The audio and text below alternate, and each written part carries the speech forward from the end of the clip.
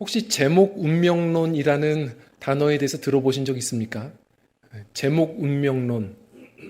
오래전에 한국 노랫말 연구소에서 아주 깜짝 놀랄 만한 글을 발표한 적이 있습니다. 가수들이 히트곡이 생기면 대부분 그 삶이 히트곡을 따라가더라는 겁니다. 들어보셨어요? 이제 밝은 노래를 부르는 가수들은 결국 그 인생이 좀 밝아지는 걸 보게 되고, 슬픈 노래를 많이 부르는 가수들은 인생이 또한 슬퍼지는 일들이 많더라, 이런 이야기였어요. 나름 그 내용들을 들어보면 좀 더 신비롭습니다. 예를 들어서요, 우리나라의 이제 최초의 가수 윤심덕 씨, 그 사회 찬미라는 노래로 큰 인기를 끌게 되죠. 근데 그 노래를 부르고 나서 그 젊은 날에 그렇게 쉽게 또 세상을 떠나게 되어 버립니다. 산장의 여인이라는 노래를 불렀던 그 권혜경 씨인가요? 결국 또한 질병이 오기 시작하면서 투병 가운데 그 노래 이후에 산장에서 또 남은 인생을 또 살았다라고 얘기합니다. 더불어서 그 신신혜 씨, 세상은 요지경이라는 히트곡을 발표하고 나서요, 큰 사기 사건에 크게 아픔을 당한다고 말을 하죠. 그 가사를 보면 여기도 작아, 저기도 작아, 작아가 판친다, 이런 노래였습니다. 그리고 송대관 씨 같은 경우는 해 뜰 날 이렇게 노래 부르면서 정말 인생이 쨍하고 해가 떠지더라, 이런 이야기를 했다고 말하죠. 가수 노사연 씨는 우리만 남은, 이 노래 너무 큰 히트곡이었죠. 이 노래 부르고 나서 사랑하는 이무송 씨를 또 이제 만났다 이야기하는 걸 보고요. 그런데 또 반대로 참 우스갯소리였겠지만 그 발라드의 황제 신승훈 씨가 모 프로그램에 나와서 그런 얘기를 했죠. 자신의 히트곡은 보이지 않는 사랑. 그래서 자신의 인생에 사랑이 보이지 않더라. 그리고 그 다음 히트곡이 그 후로 오랫동안. 그래서 오랫동안 사랑을 지금도 못 찾았다. 뭐 이런 이야기를 했습니다. 물론 듣다 보면 조금은 억지스러운 면도 있고요. 그리고 특별히 우리 기독교인들은 제목 운명론, 이런 운명론에 대해서는 전혀 공감하지 않고 또 믿지도 않습니다. 그런데 한 가지 우리가 의미 있게 생각해 보는 부분이 있죠. 공감하는 한 가지 면이 있습니다. 뭐냐면 말에는 힘이 있다는 겁니다. 가수들이 100명을 조사해 보면, 예전에 설문조사를 해보니까 90명 넘게가 정말 히트곡에 자신이 영향받더라 말했습니다. 근데 그 이유는 뭐냐면 사실 이 제목 따라서 운명이 뭐 결정되고 그런 게 아니거든요. 그보다는 가수가 한 번 신곡을 발표하면 그 노래 하나를 평균 2,000번에서 3,000번을 노래 부른답니다. 그리고 가수들은 모든 감정을 다 담아서 동화되어 그 노래를 계속 부른다고 말해요. 히트곡이 되면 5,000번에서 1만 번까지도 부른답니다.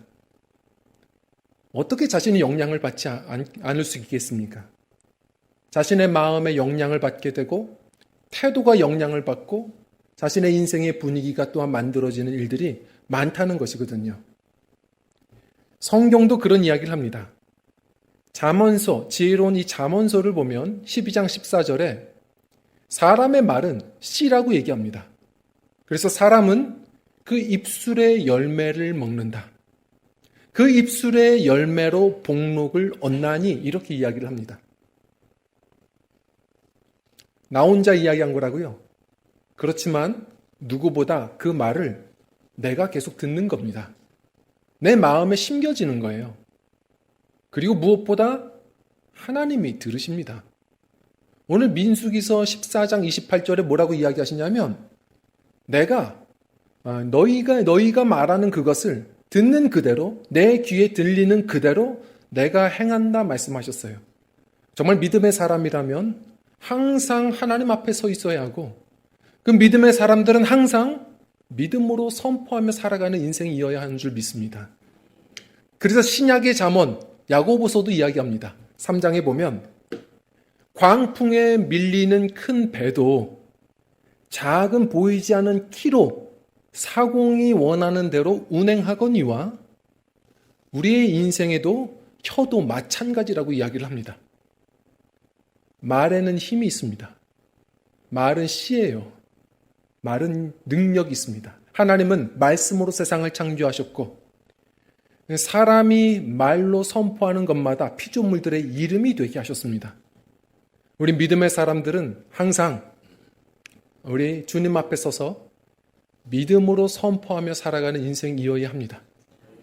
오늘 본문 말씀을 우리가 붙들면서 나아가려고 해요. 저는 늘 믿음이 있는데요. 마음으로 믿는 것으로 그치시면 안 됩니다. 오늘 제목처럼 믿음의 언어는 백도시예요. 사람이 로마서 10장 10절 말씀처럼 마음으로 믿어 의에 이르고 입으로 시인하여 구원에 이릅니다. 요즘에 무엇을 선포하며 사시는지를 돌아보셔야 됩니다. 아버지 앞에서 한숨 짓는 게 불효라고 이야기합니다. 하나님 아버지께서 우리에게 주신 선물 같은 하루하루를 한숨 지으며 사시는 거 아닙니까?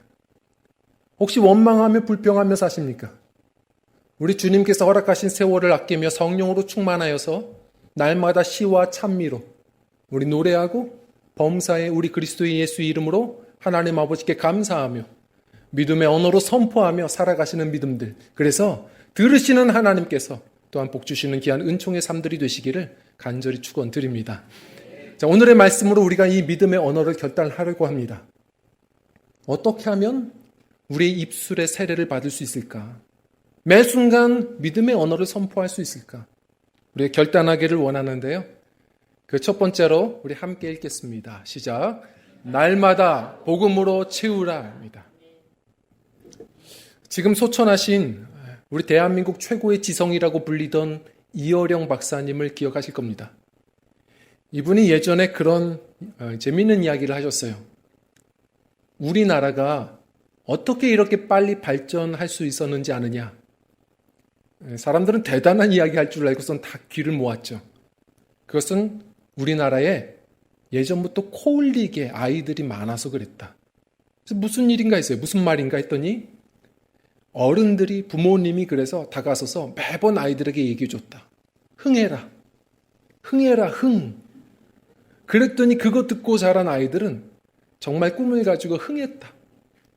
우스갯소리죠. 그런데 뭐라고 하시냐면 사람은 들리는 대로 믿고 살아간다.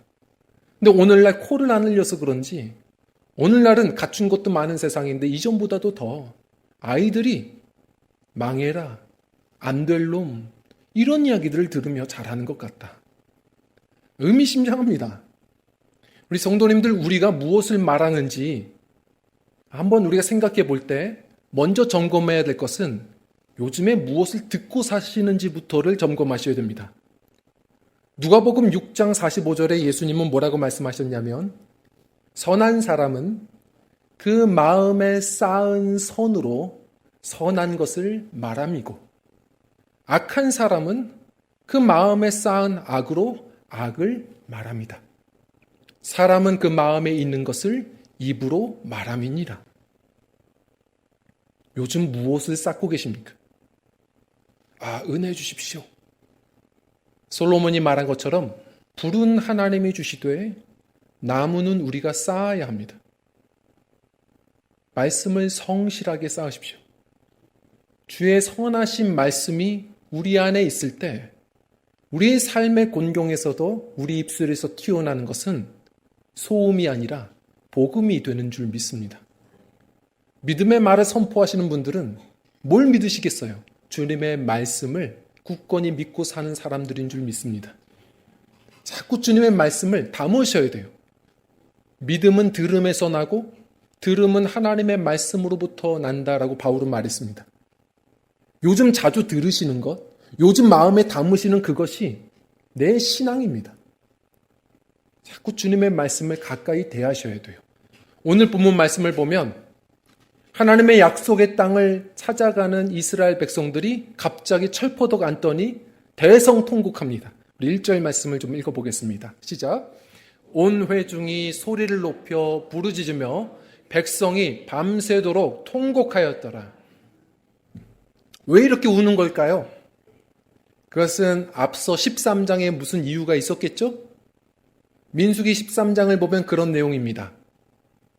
이제 모세를 통해서 출애굽했던 이스라엘이 꿈을 가지고 지금 가나안 땅을 향해 가는데 고속도로로 순식간에 지금 그 접경 지역으로 다 도착을 해버렸습니다. 사실 방황 없이 곧장 들어갈 수 있었어요. 하나님이 그 땅 주시겠다고 약속도 하셨습니다. 자, 그런데 거기서 마지막으로 최후로 그 땅을 먼저 정탐하게 하죠.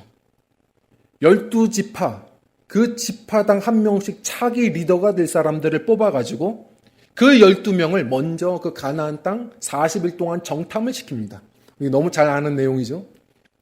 자, 12명이 갔다가 옵니다. 뭘 손에다 들고 와요. 풍성한 어떤 포도송이 같은 것을 들고 와서 정말 기름진 땅이었다고 보고합니다. 그 에스골 골짜기를 정탐한다고 말하는데 그 에스골이라는 이름의 뜻이 송이에요. 그러니까 풍성한, 기름진, 열매가 풍성한 그런 곳 같습니다. 자, 여기까지가 제대로 된 정탐이었어요. 사실이었습니다. 자, 그런데 12명 중에 10명이 그 다음부터 그런데라고 말하면서 자신들의 해석을 끼워 넣기 시작합니다. 부정적인 리포트를 하기 시작해요. 뭐라고 하냐면, 자, 이 포도송이는 사실이죠. 증거입니다. 자, 그런데 뭐라고 말합니까? 그런데 거기 있는 사람들을 좀 봤는데, 거기에 거주하는 사람들이 거인과 같더이다. 어떻게 모두가 거인일 수 있겠습니까? 근데 거인 같대요. 소설이죠. 그리고 그들에 비해서는 우리는 메뚜기 같더이다. 이렇게 이야기를 합니다. 성도님들, 이게 얼마나 우스꽝스러운 얘기입니까?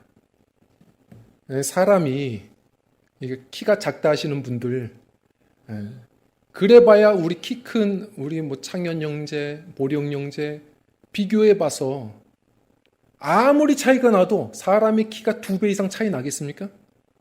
그러지 않죠. 근데 지금 이 얘기를 가만히 보십시오. 소설입니다. 거인, 성경의 대표적인 골리앗의 크기가 성경에 나오는데 그걸 세보면 한 3m 됩니다. 자, 그것도 놀라운데 더 놀라운 게 뭐냐면 자기들은 메뚜기 같답니다. 메뚜기 크기가 한 3cm거든요. 평균 3cm예요. 한마디로 100배 차이라는 겁니다. 이런 말도 안 되는 이야기를 우리가 평소에 많이 쏟아냅니다. 예를 들어서 이미 패배를 결심하고 얘기하는 거예요. 그러다 보면 부정적인 생각이 눈덩이처럼 불어납니다. 그리고 소설을 쓰죠. 걔가 나보다 100배는 똑똑해. 말이 됩니까? 사람 IQ가 거기서 거기지 2배 차이 납니까? 100배가 어디 있습니까? 걔가 나보다 10배는 이쁘잖아. 그런 게 어디 있습니까? 다 눈 2개고 코 하나고 입 하나지. 차이 나봐야 약간 질서가 있느냐 없느냐 차이지. 어떻게 10배가 차이 나? 뭐 그 사람은 얼굴이 10개입니까? 근데 사람이 한번 부정적인 것에 빠지고 패배를 결심하면요. 그 다음부터 말하는 것 족족 부정적인 언어예요. 40일 동안 정탐했던 그들은 이미 패배를 결심했어요. 그리고 나서 제가 보기엔 부정적인 목장 모임을 계속 한 것 같습니다. 소설을 써서 지금 듣고 있는 이스라엘 백성들을 설득시킵니다. 우린 안 돼. 끝났어. 100배 차이야. 그리고 나서 오늘 3절 말씀 이렇게 이야기하죠. 우리 읽어볼까요? 시작. 어찌하여 여호와가 우리를 그 땅으로 인도하여 칼에 쓰러지게 하려 하는가? 우리 처자가 사로잡히리니 애굽으로 돌아가는 것이 낫지 아니하랴. 아멘. 뭐라고 합니까? 이제 소설이죠. 그들이 칼로 우리를 쓰러뜨릴 것이고 우리의 처자가 사로잡혀 갈 것이고 싸워보지도 않고 이미 졌습니다. 그런데 이 이야기를 가만히 듣던 가운데 12탕점 중에 이 두 정탐꾼이 여호수아와 갈렙이 전혀 다른 이야기를 시작합니다. 자, 6절 7절 읽어보겠습니다. 시작. 그 땅을 정탐한 자 중 눈의 아들 여호수아와 여분네의 아들 갈렙이 자기들의 옷을 찢고 이스라엘 자손의 온 회중에게 말하여 이르되 우리가 두루 다니며 정탐한 땅은 심히 아름다운 땅이라. 아멘. 갑자기 막 옷을 찢습니다. 화가 난 겁니다. 견딜 수가 없는 거예요. 그 이유는 자신들을 무시해서가 아니라 하나님이 그 땅 주셨잖아요. 약속해 주신 것인데 하나님의 말씀을 그렇게 모욕하고 거절하는 그들에게 심히 분노한 겁니다. 그래서 얘기하는 것이죠. 그 땅은 우리가 본 것처럼 심히 아름다운 땅이었습니다. 전혀 딴 얘기를 해요. 근데 우리가 원어를 보면요. 여기서 이 심이라는 말, 메오드라는 말을 2번이나 합니다. 심이 아름답습니다. 얘기하는 거예요. 심이 좋다. 토브 메오드. 이 말이 처음 어디서 나오죠? 창세기에 나옵니다. 창세기에 하나님께서 하나씩 다 창조하시다가 가정을 만드시고 아담과 하와를 만나게 하시고 하나 되게 하신 다음에 그들의 연합을 심히 보기 아름답게 여기셨다라고 얘기합니다. 지금 여호수아와 갈렙이 그 땅을 심히 아름답다 말하는 이유가 뭐냐면 포도송이 때문이 아닙니다. 하나님이 주신 것이기에 가장 아름다운 겁니다. 우리 가정도 마찬가지입니다. 남들이 뭐라 해도 하나님께서 주신 것이기에 가장 아름다운 겁니다. 내 인생도 마찬가지입니다. 성도님들 살다 보면 우리가 느낍니다. 내가 노력해서 얻은 것보다 하나님이 주신 게 훨씬 많습니다. 그리고 그것이 아름다운 겁니다. 갈렙과 여호수아는 그래서 아름답게 여긴 겁니다. 그리고 하나님이 약속하셨기에 이미 자신들의 것이 되었습니다. 믿음으로 확신하여 고백하는 것이죠. 그래서 분노하여 다른 이야기를 하는 사람들에게 외치는 겁니다. 우리 9절 말씀 한번 읽어볼까요? 시작. 다만 여호와를 거역하지는 말라. 또 그 땅 백성을 두려워하지 말라. 그들은 우리의 먹이라. 그들의 보호자는 그들에게서 떠났고 여호와는 우리와 함께 하시니 그들을 두려워하지 말라. 기억하십시오. 성도님들, 하나님께서 그들에게 해주신 말씀을 이 2 사람은 붙들고 있었던 겁니다. 그 땅 주시기로 한 거예요. 그리고 두려워하지 말라고 하셨어요. 그럼 두려워하지 않아야 합니다. 우리 하나님의 말씀을 거역하지 않아야 합니다. 믿음의 사람들은 매 순간에 주님의 말씀을 쌓아 그 말씀으로 승리해야 합니다. 제가 얼마 전에 한 글을 읽다가 마음이 따뜻해지더라고요. 우리나라에도 참 따뜻했던 법관이 있었구나 생각이 들었습니다. 우리나라의 대표적인 따뜻한 법관 하면 항상 거론되는 분이 그 김규옥 판사님이세요. 이 판사님이 지금은 의정부 지방법원에서 또 부장판사로 계신다고 하는데 그 젊을 때에는 서초동의 유명한 가정법원의 담당이셨죠. 근데 하루는 모든 사람들이 기억하는, 그리고 많이들 눈물을 흘렸던 한 사건이 있었어요. 그날은 그 유명한 한 소녀가 16살 된 김모양이 친구들과 함께 오토바이를 절도하고 여러 가지 이유로 경찰에게 잡혀서 피고석에 앉아 있는 겁니다. 사람들은 무조건 이 김모양은 이번 재판으로 소년원에 갈 것이다, 이런 생각을 했대요. 그 이유는 1년 동안 14개의 범죄가 지금 누적되어서 지금 이 앞에 앉아 있는 거예요. 더 이상 다른 선처가 없을 거라 생각했습니다. 그런데 김기옥 판사님이 뭐라고 이야기하냐면 불처분 판결을 내려요. 그리고 오히려 한 가지 처분을 결정하는데 그 소녀를 일어나서 내 말을 따라하는 것, 일어나서 내 말을 외치는 것을 거기서 처분 결정을 내립니다. 그랬더니 이 소녀는 영문을 모르고 일어나죠. 자, 따라해라. 나는 세상에서 가장 멋지다. 무슨 영문인지 몰라서 가만히 있습니다. 소녀가 가만히 있어요. 그랬더니 따라하라고. 나는 뭐든지 할 수 있다. 뭐든지 할 수 있다. 나는 세상에서 혼자가 아니다. 근데 그 얘기를 듣더니 정말 눈물도 없을 것 같은 방황하던 이 김모양이 펑펑 울기 시작합니다. 그러면서 영문을 모르는 사람들에게 이 판사님이 이렇게 이야기를 시작을 했죠. 여러분, 지금 이 소녀는 피고로 지금 잡혀와 있습니다. 물론 죄가 있습니다. 그러나 이 소녀의 죄가 저만의 죄라고 생각하십니까? 제가 좀 돌아봤습니다. 이 소녀는 1년 안에 많은 방황이 있었습니다. 그러나 그 1년 전에는 누구였을까? 1년 전의 삶을 봤더니 놀랍게도 이 소녀는 그 학교에서 모범적인 학생이었고, 가난했지만 그러나 성적이 참 좋았고 꿈이 있었고 참 발랄했던 인기 있었던 학생이었습니다. 그런데 무슨 일이 있었나 봤더니 하루는 평범하게 학교 끝나고 방과 후에 집에 가는데 남학생들이 달려와서 집단으로 폭행을 했습니다. 그리고 나서 이 여인의 삶은 송두리째 빼앗겼고 달라졌습니다. 그 후유증으로 병원을 다녀야 했고, 그 모습을 봤던 충격을 받은 어머님은 그 후로 그 충격 때문에 어머님의 신체의 일부분이 마비 증세가 왔습니다. 그리고 나서 이 소녀는 자기 잘못 때문이라고 생각을 해서, 어머님이 자기 자신 때문에 망가졌다 생각해서 그냥 인생을 포기하고 마구잡이로 살기 시작했습니다. 그때서부터 이 소녀의 삶이 무너졌습니다.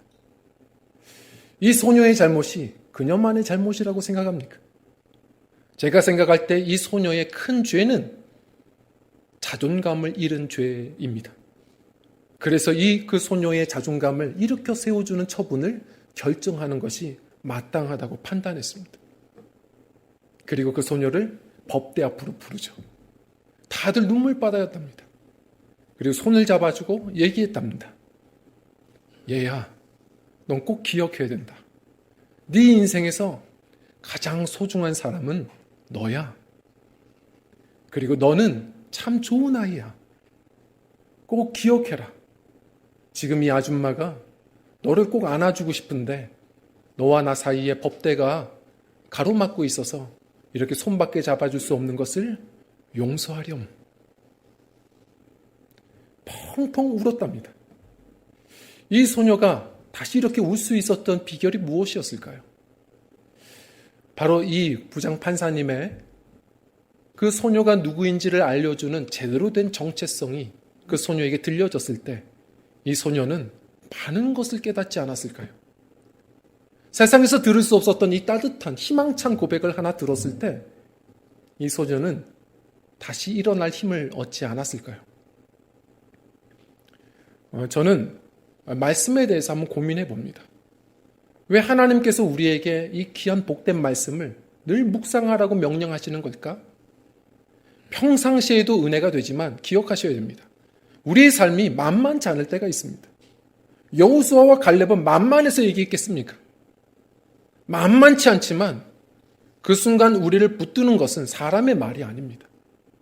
이렇게 사람의 따뜻한 한마디도 우리를 행복하게 해주는데요. 사람의 말은 우리를 세웠다가 또 넘어뜨리기도 합니다.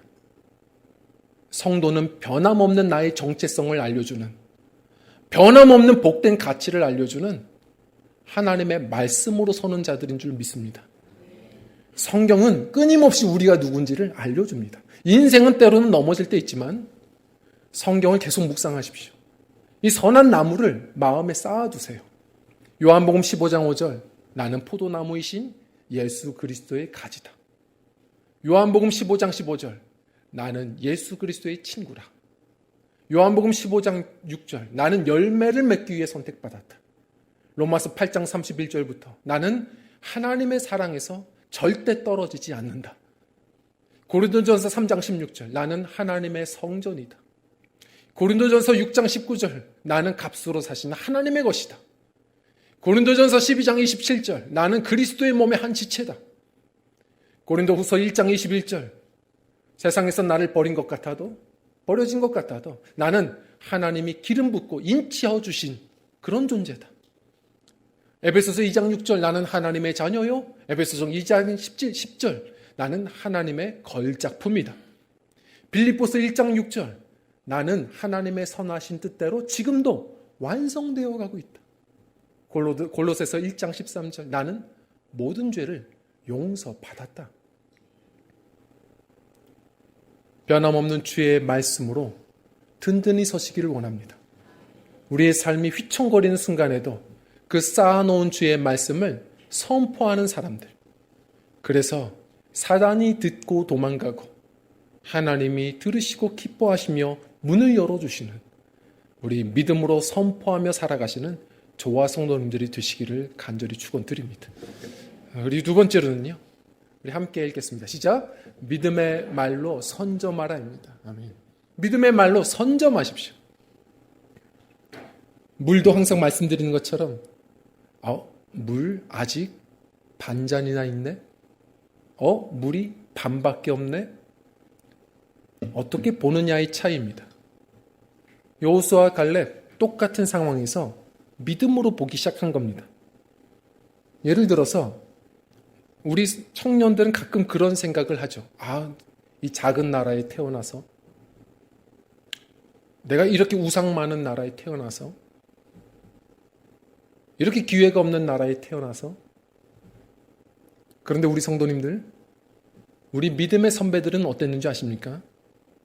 정말 우리 한국교회 초기 시절에는요 정말 가난한 나라였습니다. 선교사님들이 어떤 마음으로 이곳에 왔을지 상상이 어려울 정도예요. 기회가 없었고 우상이 가득했습니다. 그런데 우리 선배들이 불렀던 찬송가 아십니까? 가슴마다 파도 친다 우리들의 젊은이. 그 3절에 보면 아주 가슴 뜨거운 얘기가 있어요. 할 일 많은 이 나라에 우리 태어났으니. 우상 많아요? 가난합니까? 그것을 우리 믿음의 선배들은 망했다가 아니라 할 일이 참 많다. 그렇게 선포했습니다. 믿음의 사람들은 믿음으로 볼 줄 알아야 하고 믿음으로 선포할 줄 알아야 합니다. 그게 믿음의 사람들입니다.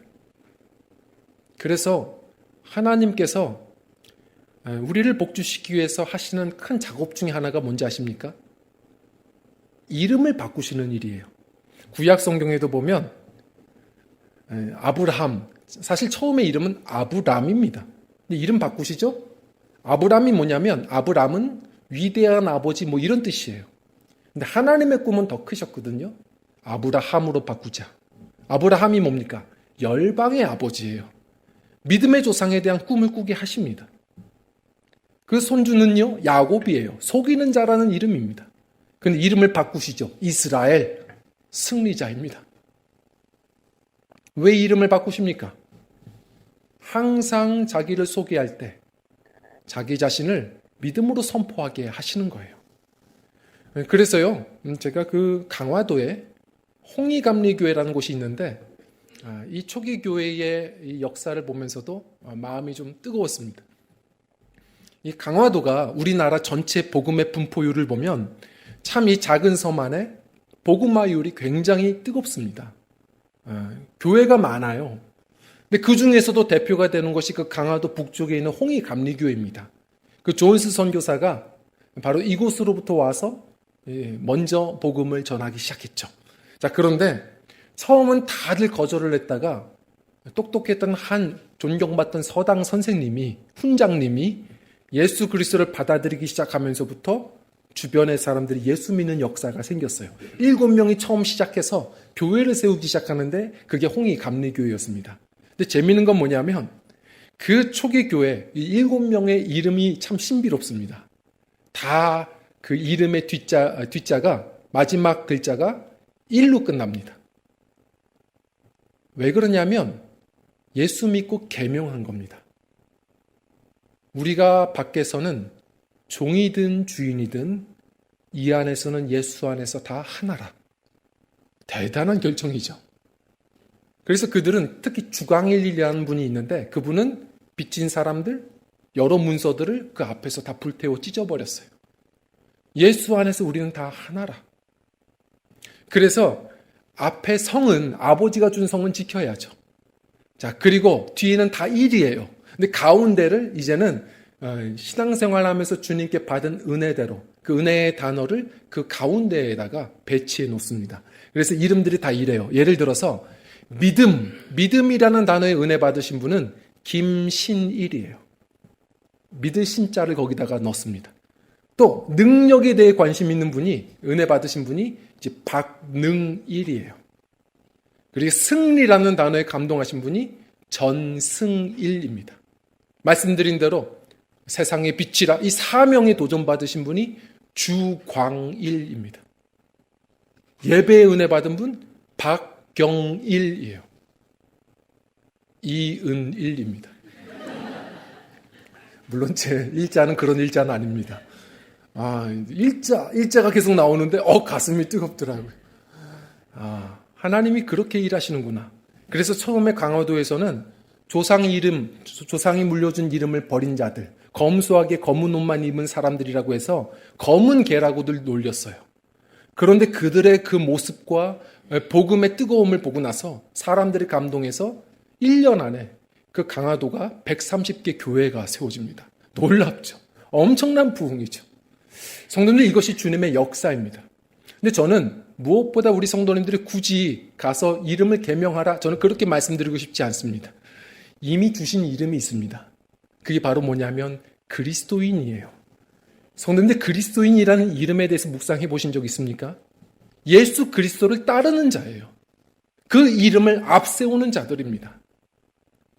어거스틴이라는 교부가 뭐라고 얘기했냐면 자신의 삶에 그 곤란함, 난관이 있을 때마다 그때마다 이렇게 얘기한답니다. 마귀야, 이리 와봐라.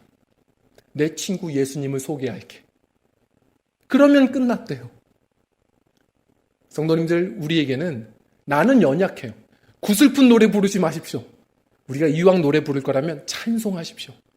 우리 믿음의 선배들은 늘 찬송했어요. 나는 비록 연약하일지라도 예수 권세 많도다. 예수 이름으로 승리했어요. 우리 믿음의 사람이요? 믿음의 언어요? 그냥 내 느낌대로 말하는 게 믿음의 언어입니까? 아니에요. 믿음은 근거가 있어야 돼요. 다시 말해, 주의 말씀을 선포해야 되고 우리에게 주신 예수의 이름을 선포하셔야 돼요. 나는 연약해요. 그러나 우리 주님이 만군의 주가 되십니다. 그 이름으로 승리하셨으면 좋겠어요. 그래서 그 선한 목자교회 유기성 목사님, 항상 담임 목사로 사역하실 때 그 24시간 예수 바라보기 운동을 하셨고 그 한국교회에 큰 바람을 일으키셨죠. 그 예수 바라보기, 24시간 예수님 바라보기 운동의 제 1번이 뭔지 아십니까? 공감합니다. 아침에 일어나자마자 예수님 하고 부르고 시작한 겁니다. 다른 얘기 안 하고 선점하는 거예요. 우리 안에 원망의 말, 불평의 말, 한숨의 말 나오기 전에 온수물 먼저 나오면 한동안 내 발을 돌려도 뜨거운 물 나와요. 찬물 나오면 한동안 내 발을 돌려도 찬물 나오는 겁니다. 우리 입술에 이 하루 무엇을 선점하느냐가 중요해요. 말씀을 선점하고 무엇보다 예수의 이름을 선점하십시오. 나는 연약하지만 나를 지키시는 나의 주가 만군의 주가 되신다. 예수의 이름을 부르고 시작하는 믿음들이 되셔서 예수님 따르는, 그래서 예수님 안에서 승리하는 복된 여정들이 되셨으면 좋겠습니다. 오늘 주님께서 여호수아와 갈렙 그들의 이야기를 들으시고 이렇게 말씀하십니다. 우리 함께 읽어보겠습니다. 28절입니다. 시작. 그들에게 이르기를 여호와의 말씀에 내 삶을 두고 맹세하노라.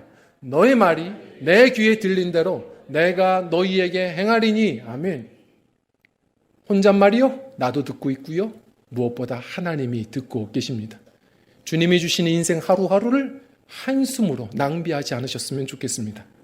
우리 주님이 함께 하십니다. 주님이 앞서 행하십니다. 주의 말씀을 앞세우고 예수의 이름을 앞세우셨으면 좋겠습니다. 결국 믿음의 고백을 했던 이 두 사람, 여호수아와 갈렙만큼은 아시죠? 주님이 약속하신 대로 가나안 땅에 나이가 들었지만 두 사람만 결국은 입성합니다. 주님이 들으십니다. 매 순간 믿음으로 고백하며 선포하며 살아가는 은혜가 있어서 우리 결단으로 그치면 안 돼요. 99도입니다. 믿음으로 선포하셔서 우리 내 평생 내가 건물 세 채 지었잖아. 우리가 세상 역사를 자랑하는 인생이 아니라 우리 세월이 갈수록 하나님께서 내 인생에 많은 것을 또 일해 주시는 믿음의 역사가 충만한 우리 믿음의 삶들, 저와 성도님들의 신앙 요정 되시기를 간절히 축원드립니다. 우리 함께 찬양하고 기도하겠습니다.